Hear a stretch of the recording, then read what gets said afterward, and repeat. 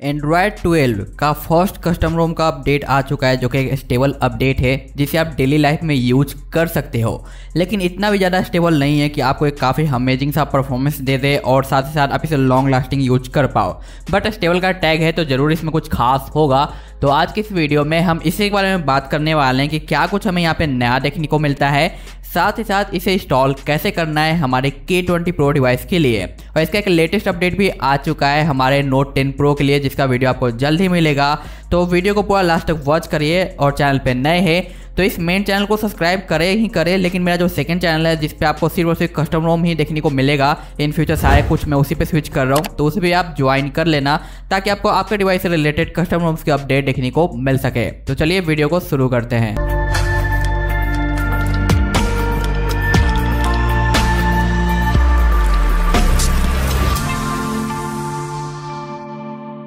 यहाँ पे आप देख सकते हो एंड्रॉयड वर्जन आपको 12 देखने को मिलता है, जिस पर टैप करते ही आपको क्लॉक दिखाई देगा। और जैसे ही आप इस पर क्लॉक टैप कर देते हो यानी ऑन कर देते हो, आपको हर बार की तरह यहाँ पे एक है जो आपको ऑप्शन देखने को मिल जाता है, जो कि विजेट्स के अंदर है, जो कि आपको दिखाई देता है एंड्रॉयड एस स्टार 1 का, जो कि मैंने पिछले वाले अपडेट में भी बताया था कि आपके वॉलपेपर के कलर्स के कोड बताता है, जो कि आप अपने डेली लाइफ के यूजेज में यूज कर सकते हो अगर आप कलर ग्रेडिंग वगैरह करना चाहते हो या कुछ एडिटिंग वगैरह करना चाहते हो। तो अदरवाइज यहाँ पे कुछ खास आपको एडवांटेज देखने को नहीं मिलता।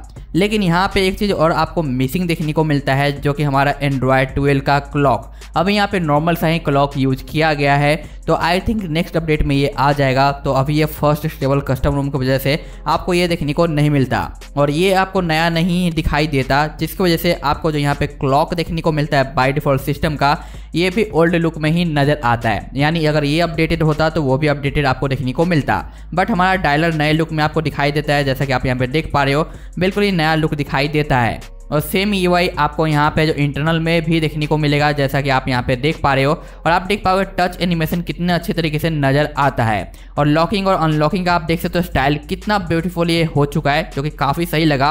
और यहाँ पे जो फिंगरप्रिंट है ये फाइनली फिक्स हो चुका है, और इनका सारा क्रेडिट हमारे डेवलपर्स मेंटेनर को जाता है, जिनकी वजह से ये फिक्स हो पाया है। और ये देख सकते हो इनका ऑफिशियल पोस्ट, जहाँ पे लिखा गया है कि आपको वनीला भी प्रोवाइड किया गया है और जीएफ्स वाला भी यूज किया गया है। तो मैं जीएफ्स का अपडेट यूज कर रहा हूँ, वनीला में अलग से डालना पड़ेगा, तो टेंशन कौन लेता है, ठीक है। और ये आपके एंड्रॉयड 10 के ऊपर बेस्ड है, तो आपको सबसे पहले एंड्रॉयड 10 वाला MIUI फ्लैश करना पड़ेगा या उसका FW फ्लैश करना पड़ेगा, तब जाकर आप ये रोम फ्लैश करो तो आपका काम करने लग जाएगा। और अभी जो सेफ्टी नेट वगैरह है वो आपका पास नहीं रहता, तो पहले आपको रूट करना पड़ेगा, तभी आप सेफ्टी नेट वगैरह को फिक्स कर पाओगे, अदरवाइज दिक्कत आने वाला है। डिफ़ॉल्ट जो कैमरा आपको दिया गया है नॉर्मल सा सिंपल सा है, लेकिन यहाँ पे आपका पॉपअप कैमरा अच्छे से काम करता है, तो कोई दिक्कत आपको नहीं आने वाला। आप जीकेम अलग से डाल सकते हो और यहाँ पे 4K 60 FPS तक आप वीडियो आप रिकॉर्ड कर पाओगे, कोई दिक्कत नहीं आने वाला, क्योंकि मैं यहाँ पे जीकेम ही यूज कर रहा हूँ। और यहाँ पे आप देख सकते हो किस तरीके से आपको गूगल का फोल्डर देखने को मिल जाता है।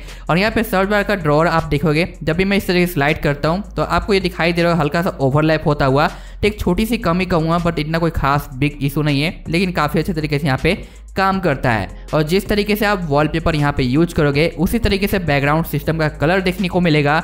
और स्टार्टिंग पे ये लेआउट आपको प्रॉपर नजर नहीं आएगा, तो एक दो बार थोड़ा बहुत चेंज करोगे फोन के अंदर तो ये लुक आपको दिखाई देने लग जाएगा। और यहाँ पे आप देख सकते हो डार्क मोड ऑन करते किस तरीके से आपको चेंज देखने को मिलता है। और डार्क मोड के बाद होम स्क्रीन के आइकन भी जो चेंज हो चुके हैं, और स्टार्टिंग पे ये थोड़ा सा प्रॉब्लम क्रिएट करेगा, यानी चेंज नहीं होगा, लेकिन जैसे एक दो बार आप ट्राई कर लोगे ना, उसके बाद ये चेंज होने लग जाएगा और आपका जो थीम इंजन है ये प्रॉपर काम करने लग जाएगा। और ग्रिड भी स्टार्टिंग में ओपन नहीं होगा, थोड़ा सा दिक्कत करता है, लेकिन उसके बाद ये ठीक से काम करने लग जाता है। और जो एक्स्ट्रा आपको कलर के ऑप्शन देखने को मिल रहे थे बीटा 5 और बाकी अदर में, वो यहाँ पे कलर के ऑप्शन आपको यहाँ पे दिखाई नहीं देता है।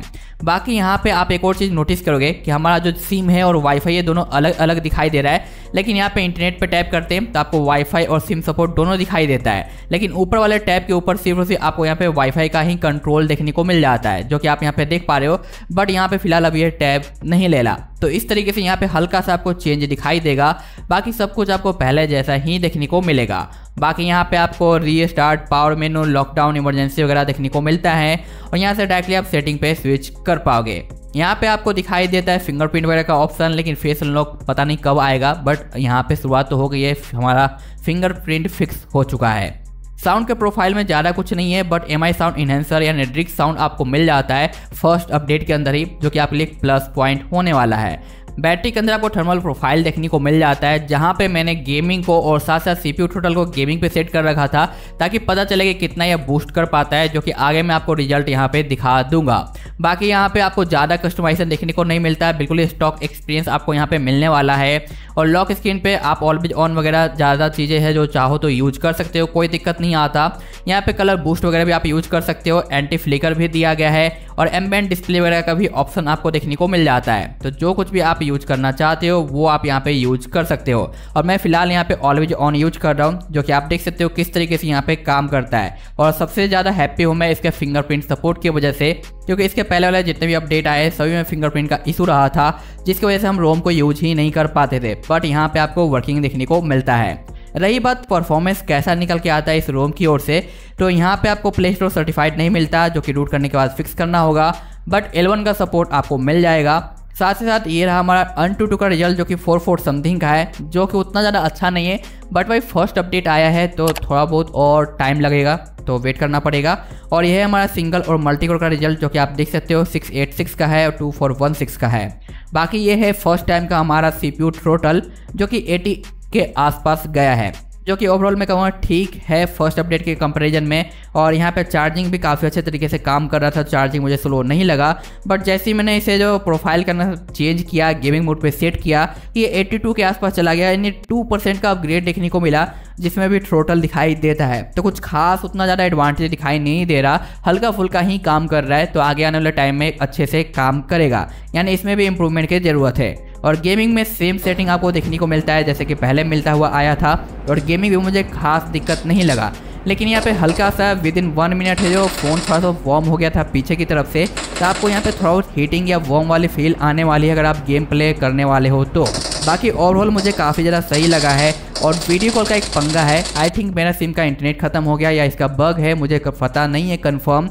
लेकिन वीडियो कॉल कनेक्ट हो जाने के बाद डिस्कनेक्ट हो जा रहा था, बट जियो का कॉलिंग आपको वर्किंग देखने को मिलता है। तो ये आप चेक करके मुझे ज़रूर बताना। और रही बात यहाँ पे थोड़ा बहुत इशूज़ की, तो सम टाइम आपको कहीं कहीं पे गिल्स देखने को मिलेगा, सम टाइम आपका नोटिफिकेशन पैनल आ जाता है अपने लॉक स्क्रीन पे, सम टाइम इधर उधर आपको अनएक्सेप्टेबल ओवरलैप देखने को मिलेगा। तो ये थोड़ा बहुत आपको कॉम्प्रोमाइज़ इधर उधर करना पड़ेगा।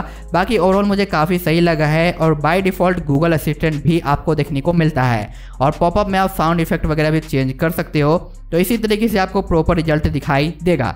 रही बात इसे इंस्टॉल कैसे करना है, सबसे पहले आपका रिकवरी ओपन होते ही आप चेक कर लो आपका इनक्रिप्शन है या डिक्रिप्ट है। अगर इनक्रिप्ट है तो फॉर्मेट कर लेना। उसके बाद आपको अपने फ़ोन के अंदर फ्लैश करना है MIUI 12 का एंड्रॉयड 10 वाला वर्जन, चाहे वो कोई सा भी हो, 12.0.1 या 12.0.23 कोई सा भी हो, बस उसका एंड्रॉयड वर्जन 10 होना चाहिए। आप इसके जगह पे FW भी फ्लैश कर सकते हो, फ्रेमवर्क भी, वेंडर भी फ्लैश कर सकते हो, बट मैं यहाँ पे डायरेक्टली MIUI भी फ्लैश कर लूँगा, तो कोई फ़र्क नहीं पड़ने वाला। तो सबसे पहले यहाँ पे MIUI का जो एंड्रॉयड वर्जन 10 है उसे फ्लैश करेंगे। इसके कंप्लीट फ्लैश होते ही आपको बैक आना है, और जो आपका रोम है एंड्रॉयड 12 का उसे सिलेक्ट और फ्लैश कर देना है। स्टार्टिंग पे आपको जो एरर देखने को मिला था इसे आप इग्नोर करना, क्योंकि ये मैंने पहले ट्राई किया था उसका एरर है, बट आपको कोई भी एरर देखने को नहीं मिलेगा। अगर आपको कुछ भी एरर वगैरह आता है तो इसका मतलब है कि जो आपने MIUI का एंड्रॉयड 10 वर्जन डाला है ना, उसमें कुछ लोचा है। तो आप फॉर्मेट करो, फिर से एक बार फास्ट बूट कर लो या फुल रोम को फ्लैश करो, दोबारा ट्राई करो, सारे प्रॉब्लम आपके फिक्स हो जाएंगे। कंप्लीट फ्लैश हो जाने के बाद आप चाहो तो मैजिक फ्लैश करके रूट कर सकते हो, या फिर डायरेक्टली यहाँ पे आपको फॉर्मेट के लिए यस टाइप करना है और फॉर्मेट कर देना है। कंप्लीट फॉर्मेट होते ही आपको रिबूट पे टैप करना है और वेट करना है। कुछ ही मिनट के अंदर ये OS आपके फ़ोन के अंदर बूट कर जाएगा और आप सेटअप करके यूज़ कर पाओगे।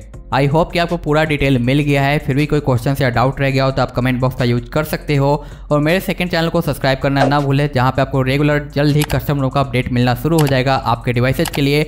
मैं मिलता हूँ आपसे नेक्स्ट वीडियो में इसी तरह का इंटरेस्टिंग अपडेट के साथ, तब तक लिए बाय बाय।